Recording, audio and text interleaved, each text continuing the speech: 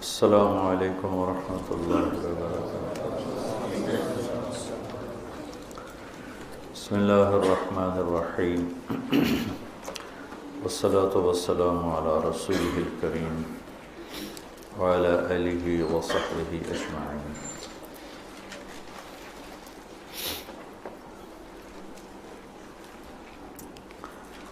ہندوستان میں 90 ہجری میں سندھ میں سب سے پہلے اسلام آیا۔ محمد بن قاسم رحمۃ اللہ علیہ 92 ہجری میں ملتان پہنچے اور یہ کوئی 3 سال کا سفر تھا،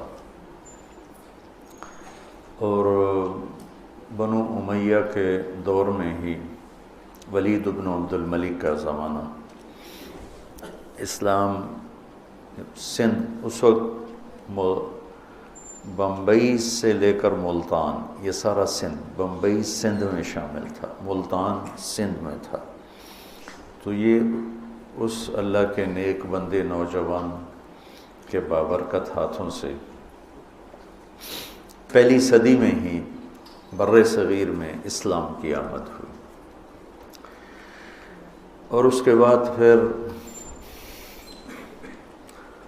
5ویں صدی میں محمود غزنوی نے یہاں حملے کیے۔ 416 میں اس کا انتقال ہوا ہے، تو ہو سکتا ہے 399 اور 80، مجھے سن یاد نہیں۔ اور شہاب الدین اس نے حکومت قائم نہیں کی، صرف پنجاب تک کو اپنے حکومت میں شامل کیا۔ شہاب الدین غوری رحمۃ اللہ علیہ نے پھر یہاں باقاعدہ حکومت کا نظام بنایا، اور یہاں کا پہلا حاکم قطب الدین ایبک غلام تھا۔ تو اس کے بعد پھر خاندان غلامہ کی حکومت چلی پھر۔ جب زوال آیا تو اس وقت مغلیہ خاندان حاکم تھا، اور یہ طبیعی چیز ہے، ہر قوت ضعف کا جیسے شکار ہوتی ہے، ہر جوانی بڑھاپے کا شکار ہوتی ہے، ایسے ہی ہر قوم، ہر خاندان، ہر طاقت وہ کچھ عرصے کے بعد ضعف کا شکار ہوتا، لازم۔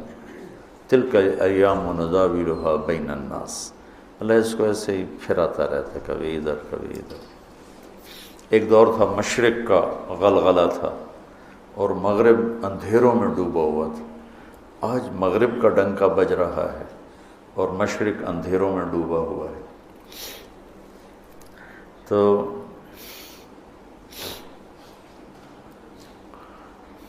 انگریز کی آمد شاہ جہاں کے دور یا جہانگیر کے دور میں ہوئی، تاجروں کے بھیس میں آئے، اور چلتے چلتے چلتے پورے ہندوستان کے مالک بن گئے۔ محنتی قوم تھی، جفا کش قوم تھی۔ پہلا ان کو جو غلبہ ہوا 1757 عیسوی میں نواب سراج الدولہ کے خلاف بنگال میں، لارڈ کلائیو، یہ ایسٹ انڈیا کمپنی کا ایک کلرک تھا۔ نواب سراج الدولہ، ادھر لے آ، ادھر لے آ، یہاں رکھ، آپ کو خوشبودار کریں۔ آ رہی خوشبو؟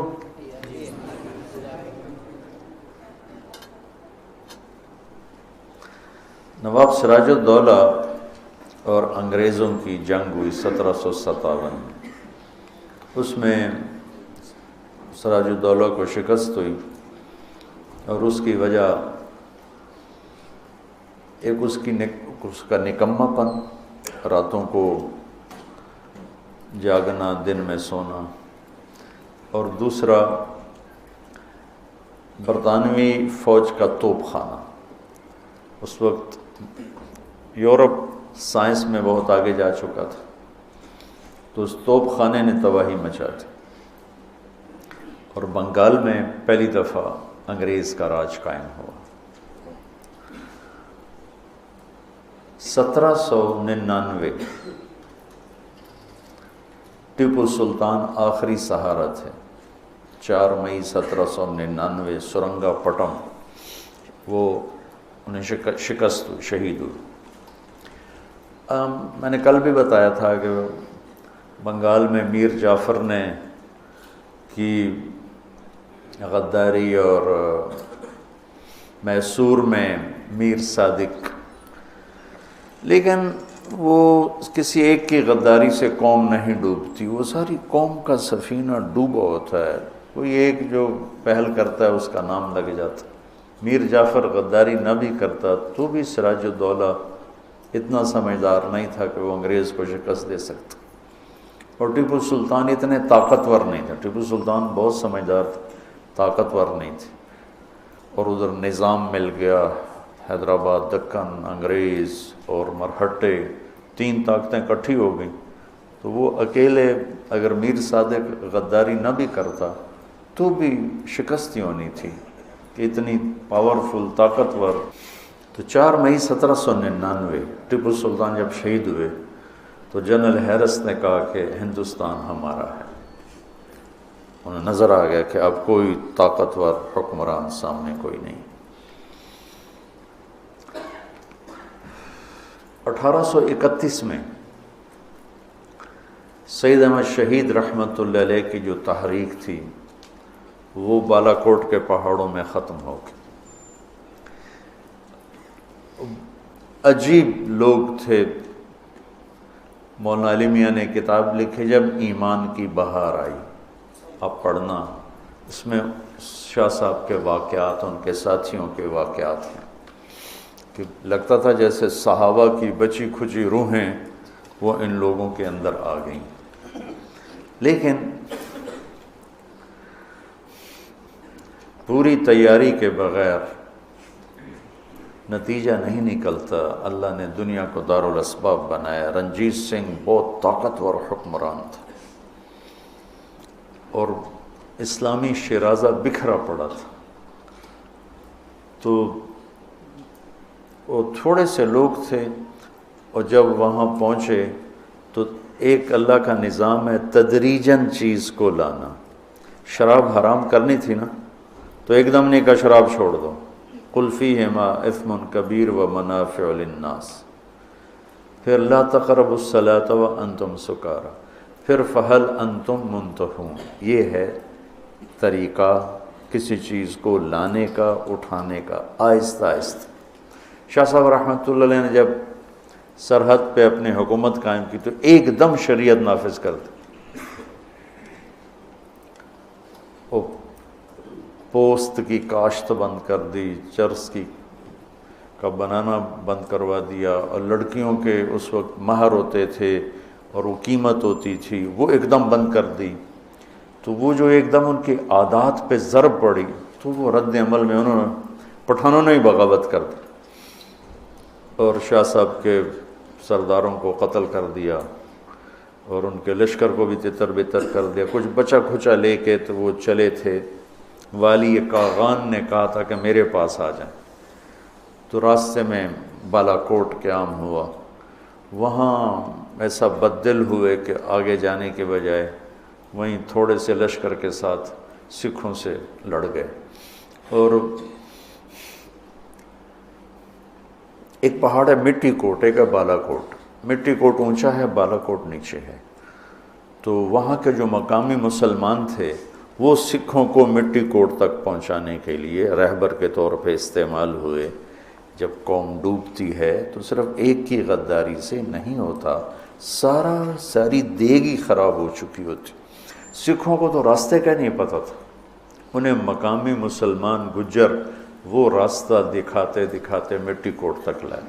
اور وہ یوں اس طرح جو یہاں بیٹھا ہے وار تو اسی کا چلے گا. یہ بالا کوٹ یہاں ہے، مٹی کوٹ یہاں ہے. تو شکست ہوئی، شہید ہو گئے. شاہ اسماعیل بھی شہید ہو گئے، سید احمد بھی. اللہ سے دعا کی میری لاش کا پتہ نہ چلے. وہ نالے میں بہہ گئی، پتہ نہیں کہاں چلی.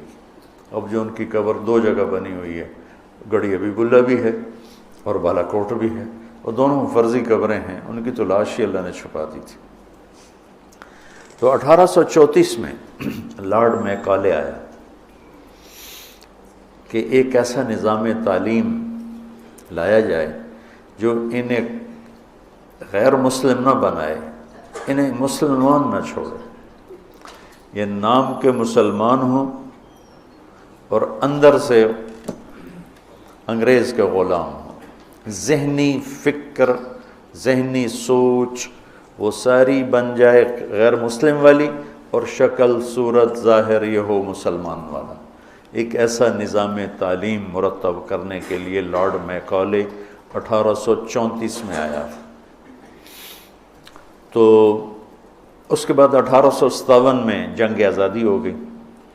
وہ جنگ کیا تھی، ایسے بھیڑ بھڑکا تھا، نہ کوئی تنظیم، نہ ترتیب، نہ کوئی قائد، نہ لیڈر، تو اس میں شکست ہونا لازمی چیز تھی۔ اس کے بعد پھر انگریز کا ظلم بڑھا۔ بہادر شاہ ظفر کے 18 بیٹے تھے، انہیں سارے ذبح کر کے ان کے سر تھال میں سجا کے بہادر شاہ کے آگے رکھ دی۔ لیکن اس سے پہلے ظلم انہوں نے، جنگ لڑنے والوں نے جب دلی پہ قبضہ کیا تو وہاں 86 انگریز عورتیں تھیں، 86، اور ان کے بچے تھے۔ انہوں نے ساری عورتوں کو بھی ذبح کر دیا اور بچوں کو بھی ذبح کر دیا۔ جو ظلم عظیم تھا، مسلمان فاتح ہو یا مفتوح ہو ظلم نہیں کرتا ہے۔ دنیا میں جب سے دنیا بنی سب سے پہلی ہستی جنہوں نے جنگ کے قانون بنائے وہ ہمارے نبی ہیں۔ پہلی ہستی کہ جنہوں نے جنگ کے قانون بتائے، بچوں کو نہیں قتل کرنا، عورتوں کو نہیں قتل کرنا، بوڑھوں کو نہیں قتل کرنا، راہبوں کو نہیں قتل کرنا، بستیوں کو نہیں جلانا، فصل کو نہیں جلانا، درختوں کو نہیں کاٹنا، یہ جو ہتھیار ڈال دے اس پہ کچھ نہیں ہاتھ اٹھانا۔ یہ پہلی دفعہ ہمارے نبی نے یہ قانون بتائے انسانیت کو۔ انہی کی امت جب یہ کرنے لگ گئی تو پھر انہوں نے سر ڈبلیو ہنٹر 1857 کے بعد آیا، انہوں نے فوکس کیا کہ مسلمانوں کو کس طرح ختم کر دیا جائے، زیرو کر دیا جائے۔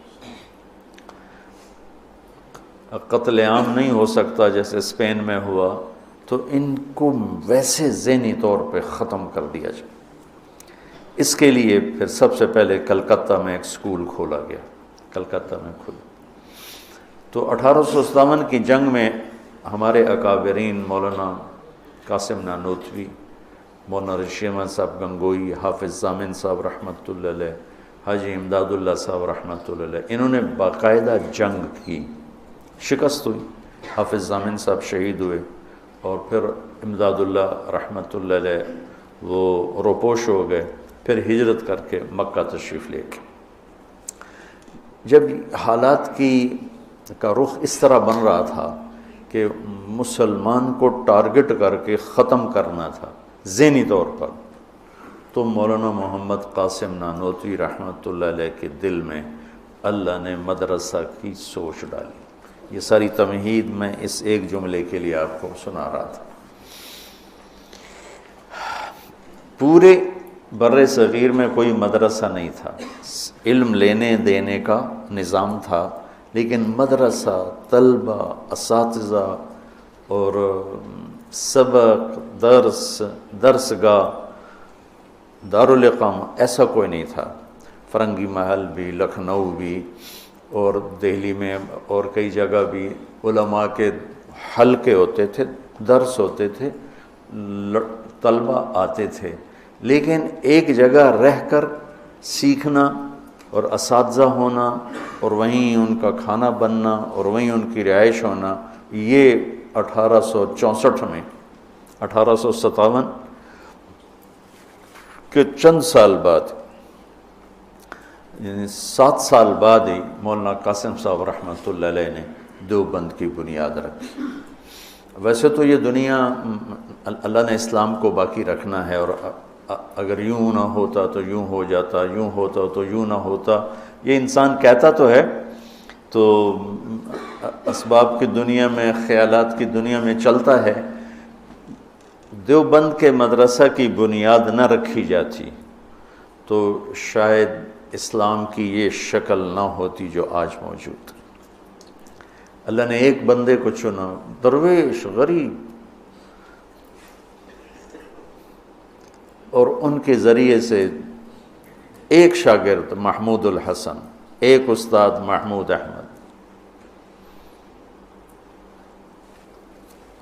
بہت بڑے مناظر تھے مولانا قاسم صاحب، کبھی کسی مسلمان فرقے سے مناظرہ نہیں کی۔ جنہوں نے دیوبند کی بنیاد رکھی انہوں نے مناظرے کی یوں نفی کی، ہم مناظر بننے کو ہی آج دین کی خدمت سمجھ رہے ہیں۔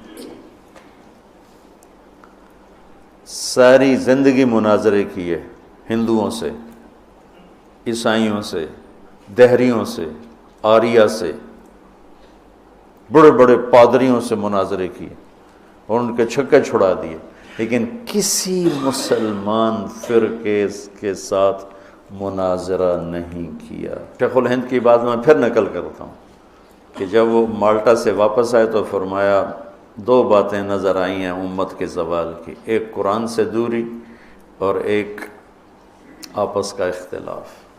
تو میری اب جتنی باقی زندگی ہے میں زور لگاؤں گا کہ قرآن کی تعلیم کو عام کیا جائے اور آپس کے اختلاف کو ختم کیا جائے۔ میری تو عمر بیت گئی یہ روتے روتے اور سناتے سناتے کہ امت بنو۔ امت کہتے ہی اس کو ہیں جو مختلف قبائل ہوں، مختلف افکار ہوں، لیکن جڑ کے چلیں، انہیں امت کہتے۔ تو ہم کسی کو اپنے عقائد پر لانے کی محنت چھوڑ دیں، ہم ان کے عقائد کا احترام کریں، اپنے پر پابند رہیں، اور ان کی خدمات اب میں پوری دنیا میں دیوبند کا فیض 6 بر اعظم میں پہنچا ہوں، جہاں میں گیا ہوں دنیا کے آخری کنارے تک، وہاں اس مدرسے کا فیض پہنچا ہوا ہے، اور اللہ نے اس کے چشموں سے سیراب ہونے والوں کو پوری دنیا میں پھیلا دیا۔ تو جنہوں نے بنیاد رکھی تھی انہوں نے کہا تھا میں نے قرآن سکھانا ہے اور اختلاف کو مٹانا ہے۔ میں بھی اسی پر بیٹھا ہوں رمضان میں، یہ اللہ کی کتاب میرے ہاتھ میں ہے کہ اس ساری کو تو میں 25 دن میں، کیا 25 سال بھی، ایک بات پڑھی ہوئی یاد آ گئی، پتہ نہیں کب پڑھی تھی، 20-25 سال پہلے۔ ابو علی رحمۃ اللہ علیہ بغداد کے بڑے علماء میں سے تھے، مفسر قرآن تھے، تو لوگوں نے کہا آپ درس قرآن شروع کریں، تو انہوں نے درس قرآن شروع کیا، تو سورہ بقرہ 26 سال درس دیتے رہے، ختم نہیں ہوئی اور فوت ہو گئے۔ 26 برس سورہ بقرہ کا درس چلتا رہا اور وہ ختم نہیں ہوئی اور وہ ختم ہو گئی۔